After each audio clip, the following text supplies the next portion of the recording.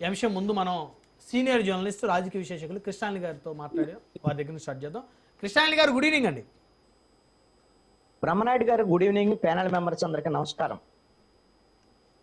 ఏం చెప్తారు sir Jethwani case అంశం ట్విస్టుల మీద ట్విస్టులు. మనం గతంలో ఈ అంశం మీద చర్చించాం. అప్పుడున్న పరిస్థితులు వేరు, ఇప్పుడు వస్తున్నటువంటి రిపోర్ట్లు వేరు. ఎలా చూడాలి సార్ ఈ అంశాలు? ఇప్పుడు ముంబై నటి జత్వానీ కేంద్రంగా మొత్తం 3 కేసులు నమోదైనటువంటి పరిస్థితి ఉంది.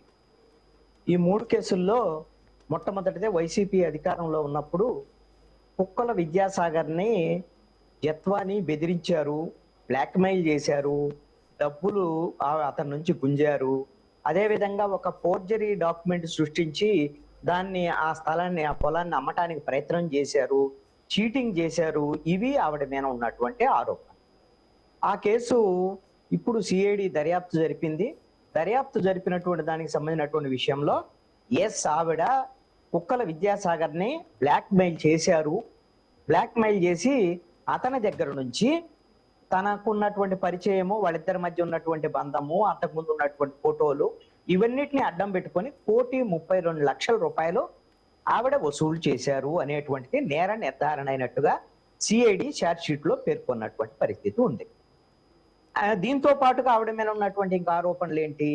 ఆవిడ నకిలీ డాక్యుమెంట్లు, ఫోర్జరీ డాక్యుమెంట్లు సృష్టించారనే ఆరోపణ, వాటిని అమ్మకానికి పెట్టారు అనేటువంటి ఆరోపణ, చీటింగ్ చేశారు అనేటువంటి ఆరోపణ. ఇవి నిర్ధారణ కాలేదు. ఫోర్జరీ డాక్యుమెంట్లకు సంబంధించినటువంటి వ్యవహారం కానీ ఇవన్నీ నిర్ధారణ కాలేదు. ఛార్జ్ షీట్ లో వాటికి సంబంధించినటువంటి ఆ నిర్ధారణ ఏమి చేయలేకపోయింది సిఐడి. అదేవిధంగా ఈ ముంబై నటితో పాటుగా ఈ విధమైనటువంటి బ్లాక్ మెయిల్ చేసి డబ్బులు వసూలు చేసిన దాంట్లో ముంబై నటి తల్లి, ముంబై నటి తండ్రి, ముంబై నటి సోదరుడు ఉన్నాడు అనేటువంటిది కూడా ఆరోపణ అప్పుడు కేసు నమోదైనప్పుడు. కానీ వాళ్ళ యొక్క పాత్ర ఏమీ లేదు, ఈవిడ ఒక్క పాత్రే ఉంది. ఈవిడదే వాళ్ళ తల్లి, ఈవిడ సంబంధించినటువంటి బ్యాంకు జాయింట్ బ్యాంక్ అకౌంట్ లో మాత్రమే 1,32,00,000 రూపాయలు పలు సందర్భాల్లో కుక్కల విద్యాసాగర్ నుంచి తీసుకున్నారు అనేటువంటిది ఆరోపణ.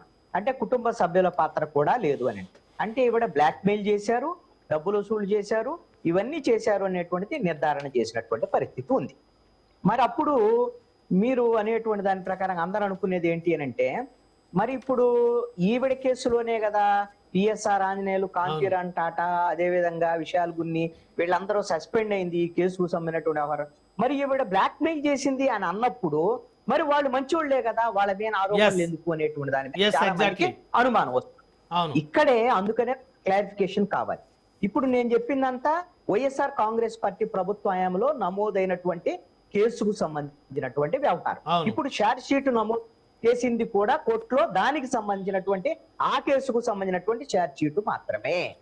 ఆ తర్వాత కూటమి ప్రభుత్వం ఏర్పడిన తర్వాత ఈ ఏదైతే ముంబై నటి కూటమి ప్రభుత్వం దగ్గరకు వచ్చి నన్ను అక్రమంగా నిర్బంధించారు వైసీపీ ప్రభుత్వ హయాంలో, కుక్కల విద్యాసాగర్ ఎదింపులు గురి చేశాడు, ఆయన చెప్పిన దాని మీద ఈ ఐపీఎస్ ఆఫీసర్లందరూ నన్ను వేధింపులు గురి చేశారు అని ఒక ఫిర్యాదు చేసింది.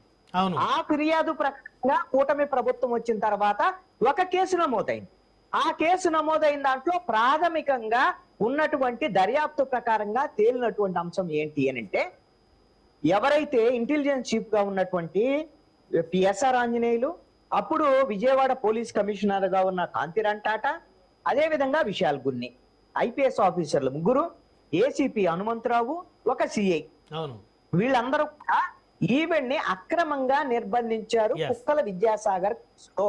అంటే ప్రొసీజర్ ల్యాప్సెస్, అంటే చట్ట వ్యతిరేకంగా ఒక నెల రోజుల పాటు ఒక ఇబ్రహీంపట్నం దగ్గర ఏదో అటవీకి సంబంధించినటువంటి ఏదో గెస్ట్ హౌస్ లో ఆవిడ బంధించటము, ఆవిడకి నాప్కిన్స్ కూడా ఇవ్వటము, తీవ్రమైన వేధింపులు గురి చేయటము, ఆవిడ ల్యాప్టాప్ స్వాధీనం చేసుకోవటం, ఆ ఫోన్లు స్వాధీనం చేసుకోవటం, ఇవన్నీ చేసి చట్ట వ్యతిరేకంగా, ప్రజాస్వామ్య వ్యతిరేకంగా పోలీసులు వ్యవహరించారు అనేటువంటిది ఆవిడిచ్చినటువంటి కంప్లైంట్ కు అనుగుణంగా కూటమి ప్రభుత్వం వచ్చిన తర్వాత మరొక కేసు నమోదైంది. ఆ కేసులో మాత్రమే పిఎస్ఆర్ ఆంజనేయుల్ని, కాంతిరాన్ టాటాని, అదే విధంగా విశాల్ గున్నిని, ఈ ఏసీపీ హనుమంతరావుని, సిఐని వీళ్ళని సస్పెండ్ చేయడం అనేది జరిగింది. అందుకని ఆ వేరు, సిఐడి దర్యాప్తు ఇప్పుడు ఛార్జ్ షీట్ వేసినటువంటి కేసు వేరు.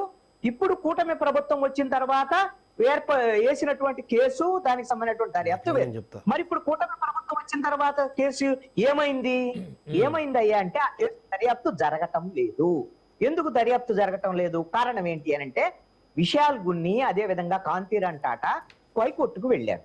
ఇది మా మీద అక్రమంగా ఎవరు కేసు వేశారు, ఈ కేసును ప్యాష్ చేయండి, కేసే రద్దు చేసేయండి, అసలు ఈ కేసు విచారణకు అర్హత లేదు అని వాళ్ళు హైకోర్టును ఆశ్రయించారు. హైకోర్టు విచారణ జరిపిన సమయంలో ఏం చెప్పింది అంటే ఈ కేసుని విచారించొద్దు, ఇప్పుడు మేము చెప్పేంత వరకు విచారించొద్దు అని ఆ కేసుని దర్యాప్తుకు సంబంధించినటువంటి అంశానికి స్టే ఇచ్చింది హైకోర్టు. అందుకని ఆ కేసు విచారణ జరగటం లేదు. ఆ కేసు మరి రేపొద్దున దర్యాప్తులో తెలితే ఈ అసలు ప్రొసీజర్ ల్యాబ్స్ ఏమైనా ఉన్నాయా లేవా, అసలు పిఎస్ఆర్ ఆంజనేయులు వీళ్ళందరూ కలిసి ఆవిడని అక్రమంగా నిర్బంధించారా లేదనేటువంటిది భవిష్యత్తులో తేలాల్సినటువంటి అంశాలు. ఇవి 2 కేసులు. మరి 3వ కేసు ఏంటి? 3వ కేసు కూడా ఒక కేసు ఉంది. ఆ 3వ కేసు ఏంటి? ఈవిడ ముంబైలో ఒక కేసు పెట్టింది. ఎవరి మీద? సజ్జన్ జిందాల్ మీద ఒక కేసు పెట్టింది.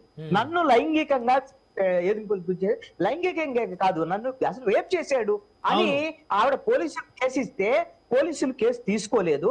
ఆవిడ కోర్టుకు వెళ్ళి కోర్టు ఫిర్యాదు ప్రకారంగా ప్రైవేట్ కేసు కంప్లైంట్ అక్కడ పోలీసులు నమోదు చేశారు. అయితే ఆ కేసులో విచారణ సందర్భంగా ఈ విధమైనటువంటి ఎలక్ట్రానిక్ ఎవిడెన్సెస్ అని ఎవరికున్న ఫోటోలు, వీడియోలు, వీటికి సంబంధించిన అతనితో ఉన్న సంబంధాలు, వీటికి సంబంధించినటువంటి విషయాలన్నీ కూడా అక్కడ పోలీసులకు విచారణ సమయంలో ఇవ్వాల్సినటువంటి పరిస్థితి ఉన్నప్పుడే ఈ విధంగా ఆంధ్రప్రదేశ్ పోలీసులు కుక్కల విద్యాసాగర్ కేసులో ఆవిడని తీసుకొచ్చారు అనేటువంటిది ఆవిడ ఆరోపణ. అంటే సజ్జన్ జిందాల్ని కాపాడటం కోసం అప్పుడు వైఎస్ఆర్ కాంగ్రెస్ పార్టీ ప్రభుత్వము ఈవిడ్ని అక్రమంగా తీసుకొచ్చింది అనేటువంటిది ఆవిడ ఆరోపణ.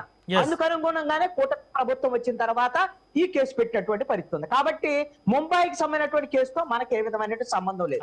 ఇక్కడ 2 పాయింట్స్ నేను చెప్తాను. 2 పాయింట్స్ ఏంటి అని అంటే, ఒకటి ఈవెన్ అక్రమంగా నిర్బంధించారు, ఎట్లా చేశారు పోలీసులు అనేటువంటిది కూటమి ప్రభుత్వం వచ్చిన తర్వాత కేసు ఇప్పుడు దర్యాప్తు జరగటం లేదు కాబట్టి అది నిజ నిర్ధారణ కావాలంటే దర్యాప్తులో తేలాల్సినటువంటి అంశం. కాబట్టి ఇమ్మీడియట్ గా ఇప్పుడు చేయాల్సినటువంటి పని ఏంటి అని అంటే, ఎవరైతే ఐపీఎస్ ఆఫీసర్ల మీద సస్పెండ్ చేశారో వాళ్ళని ఇమ్మీడియట్ గా ఆ సస్పెన్షన్ ఎత్తివేయటం అనేటువంటిది ఈ ప్రభుత్వం చేయాలి. ఎందుకంటే వాళ్ళు తప్పు చేయలేదని కాదు, ఎత్తివేయాల్సింది తప్పు చేయలేదని కాదు, ఆ దర్యాప్తే జరగనప్పుడు 2 ఏళ్ళు అవుతున్నటువంటి పరిస్థితి ఉన్నప్పుడు ఆ కేసు ఎప్పుడు తేలినప్పుడు వాళ్ళ మీద క్రిమినల్ చర్యలు ఉంటే చేసుకోవచ్చు. అంతే తప్ప సంవత్సరాల తర్వాత ఆ ఒక్క కేసు మీద ఆధారపడి సస్పెన్షన్ ఉంచడం అనేది కరెక్ట్ కాదు.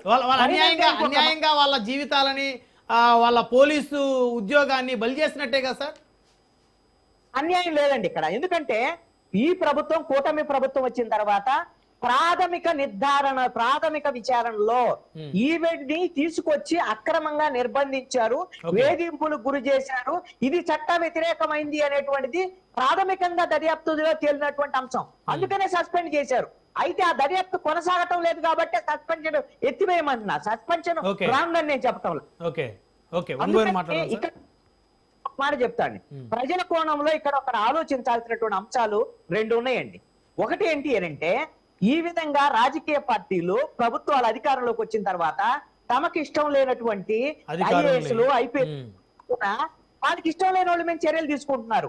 ఇది కేవలం కొన్ని కేసులు సాకులు. ఇప్పుడు వైసీపీ ప్రభుత్వం వెంకటేశ్వరరావు మీద ఏ విధంగా వేధింపులు గురి చేశారు ఏంటి అనేది మనం చూసాం. అప్పుడు వాళ్ళు మేము కరెక్టే చేసామని చెప్తారు. ఇప్పుడు కూటమి ప్రభుత్వం వచ్చిన తర్వాత ఈ ఐపీఎస్ ఆఫీసర్ల మీద చేస్తున్నారు. ఇది కరెక్ట్ కాదు అనేటువంటి నా పాయింట్. 2వ అంశం ఏంటి అంటే, ప్రజల కోణంలో ఆలోచించాల్సినటువంటి అంశం, సజ్జన్ జిందాల్కు సంబంధించినటువంటి వ్యవహారంలో ఆయనకి మేలు చేయడం కోసం అప్పుడు వైసీపీ ప్రభుత్వం ఏ విధంగా అయితే ఈవిడ మీద కేసులు పెట్టి ఇక్కడికి తీసుకొచ్చింది అనేటువంటి ఆరోపణ ఉందో ఆవిడ నిజంగా అవన్నీ చేశారు అనేది ఇప్పుడు తేలినటువంటి అంశం.